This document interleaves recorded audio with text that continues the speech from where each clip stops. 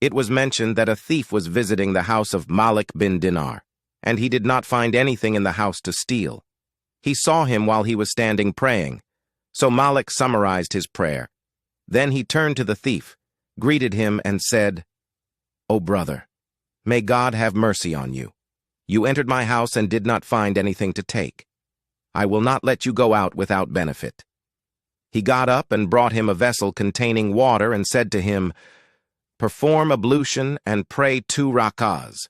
You will come out better than what you came for." The thief said, "Yes, and honor."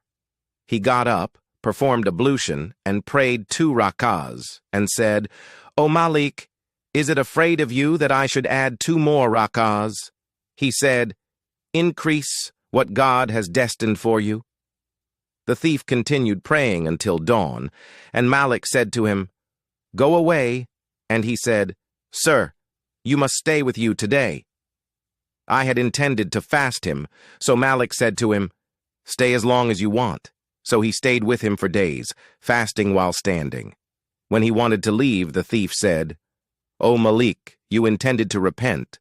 So Malik said, "That is in the hand of God Almighty."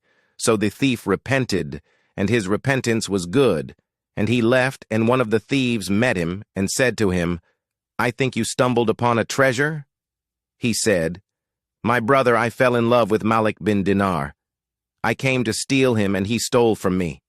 I have repented to God Almighty, and here I am staying at the door and will not leave until I get what my loved ones got."